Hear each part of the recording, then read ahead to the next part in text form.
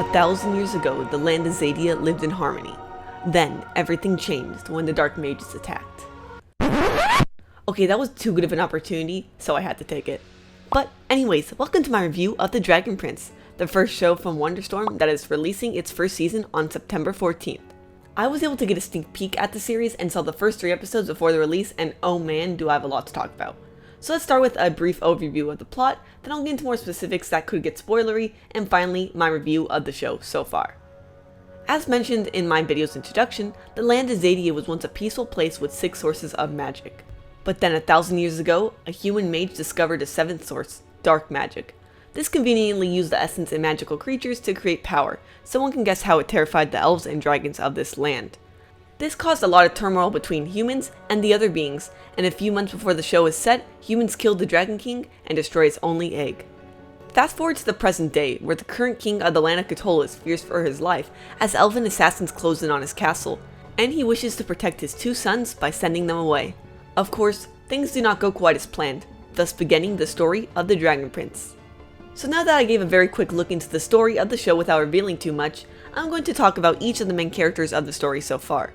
Things may get a bit spoilery, so here is your warning. First up is Prince Callum, the main character of the story.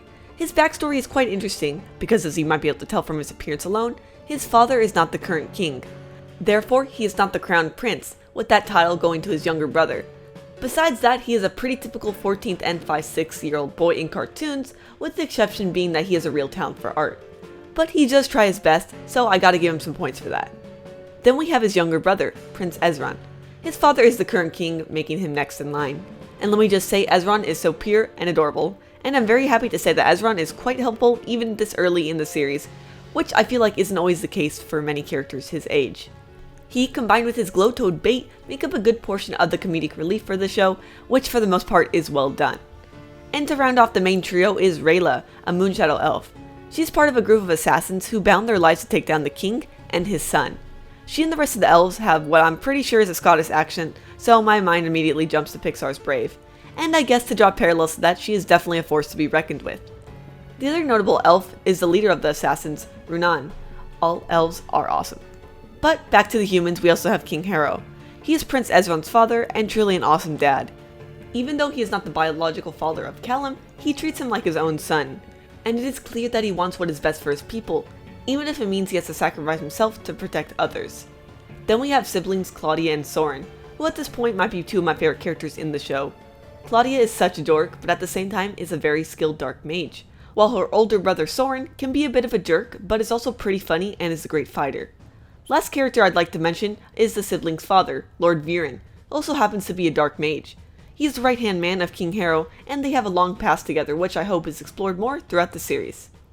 Now I would like to talk about some of my favorite parts from what I have seen. Since the first 3 episodes were really just set up for the big adventure to come, we did not learn too much about the world the show takes place in, but I'm sure there will be a lot of that down the line. Probably the thing I enjoyed the most so far was learning about the Moonshadow elves. I don't know much about fantasy races, but if this much creativity is put into all the different types of elves and other creatures of this world, I will be so excited. They have amazing accents, purple tinted skin, sharp horns, and are magical. What more could I ask for in life? Often cartoons are very vague on different cultures and societies of anything other than humans. This does not seem to be the case with this show, and I cannot be happier. And I really hope we get to learn more about dragons, especially since the show's title has the word dragon in it. Guess we'll have to wait and see. And to end off this video, I would like to talk about my opinions of the show so far.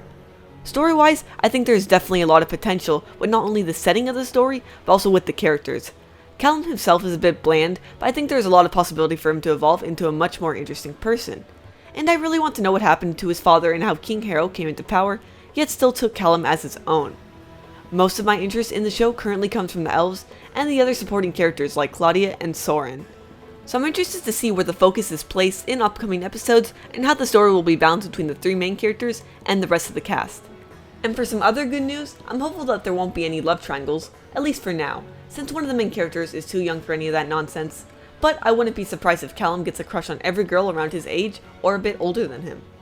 But all this isn't to say I don't foresee any future or current issues with the show. The biggest thing to note, as many people have already discussed, is the way the show is animated. Often it seems like there are a ton of frames missing regarding the movements of the characters and the environment around them. and for some this may be hard to get used to and might even make the show difficult to watch. I warmed up to it eventually, but I would like to note that this was an intentional stylistic choice that gives it more of a stop motion feeling that allows every single frame to stand on its own. But I do understand if this makes the show tricky to get into for some. One other thing that bugged me a bit is that there is always a previously on section at the beginning of an episode that talks about the important parts of prior episodes, which is almost exactly what Avatar: The Last Airbender did. However, I don't really see that as necessary for a Netflix show where people may be able to binge the season in 1 or 2 days. Between seasons this may be a good thing, but otherwise I felt these sections could have been omitted. And while I do want to give points for the show for having some awesome female characters like Raela and Claudia, there does seem to be a lack of diversity among the currently known important characters. Besides the king and Ezra, every other human has light skin, and Raela conveniently has lighter skin than most of the other elves in her group. And you could say that there's potentially Marcos as a person of color, but he didn't have a name until San Diego Comic-Con, so he probably wasn't meant to be an important character. But maybe things will change in the rest of the series, as the cast isn't too big for the time being. I just want to mention this because this matters to a lot of people. But those are my few gripes of the show so far, and I am very impressed with everything I saw. Overall, after watching the first few episodes of the show, I am now even more hyped to see the rest of the first season and talk about it with others. I would say that we are in for a real treat, and I can tell this show is made not just for kids, but with a much broader audience in mind. The Dragon Prince was created from the people that worked on Avatar, so a lot of us are going in with high expectations. And from what I have seen, it should not disappoint for those that are fans of shows with adventure and a good story. So I'd definitely recommend it to pretty much any animation fan, or even for anyone that enjoyed Avatar: The Last Airbender. But I'm sure the show will eventually get some fans who don't even watch animation in general.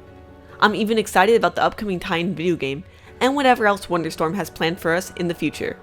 The first season of The Dragon Prince will be released on September 14th on Netflix. Thank you guys for watching my review. This was only about 3 episodes, yet I managed to make it quite long.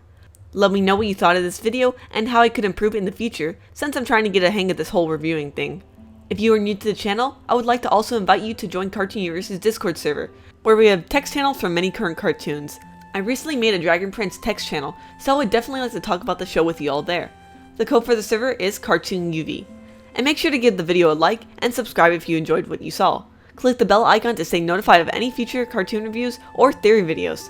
Thank you all for watching and have an animated day.